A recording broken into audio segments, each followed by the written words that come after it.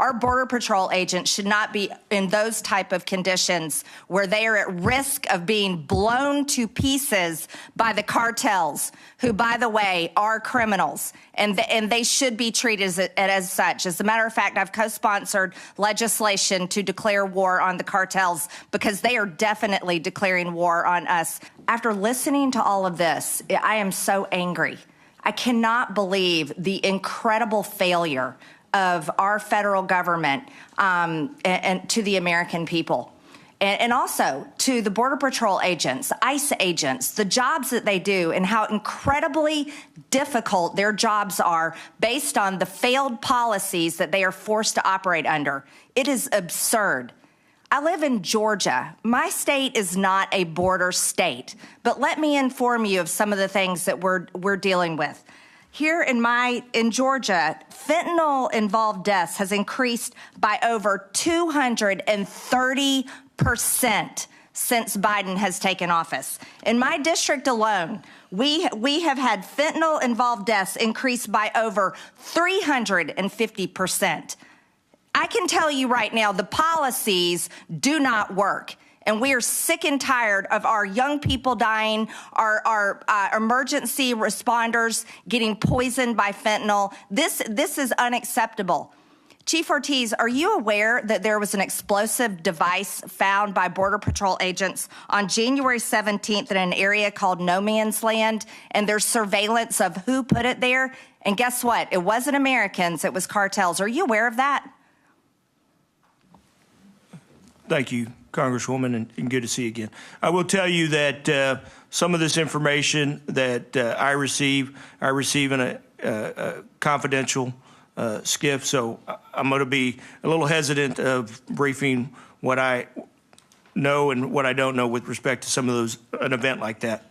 I understand, Chief Ortiz, but I'm not going to be confidential because I think people deserve to know. Our Border Patrol agents should not be in those type of conditions where they are at risk of being blown to pieces by the cartels, who, by the way, are criminals, and they should be treated as such. As a matter of fact, I've co-sponsored legislation to declare war on the cartels because they are definitely declaring war on us, the American people, and our Border Patrol agents, and I've had enough of it. And I know Americans have had enough of it.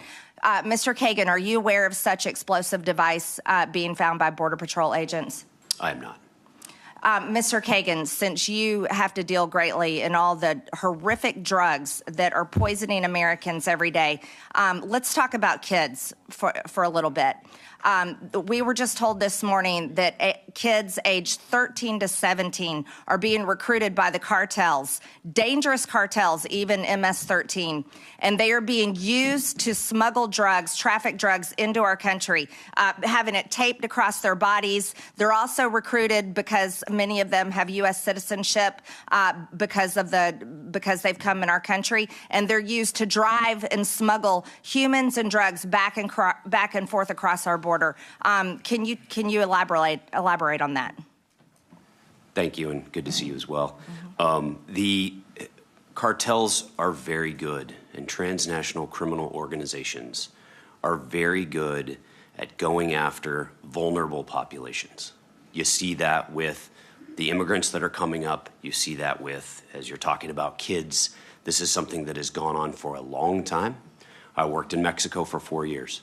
So here, seeing cartels, seeing TCOs go after vulnerable children and vulnerable populations is something that definitely happens. They will go after any vulnerable population in order to move their drugs north and or move their guns and profits south. Yes, so, but yes, Mr. Kagan, let me interrupt you for a minute. This has been a large increase in just the past 2 years, and how many teenagers and even children are being used to traffic drugs. The increase is there, and it's showing that the policies are failing. I'm sorry, ma'am, I didn't catch the question. I said there's been a large increase in children being used trafficking drugs into our country and being recruited by gangs, and it's just happened in the past few years, and the policies are failing. So what change needs to be made? I don't have data on the increase in children being used.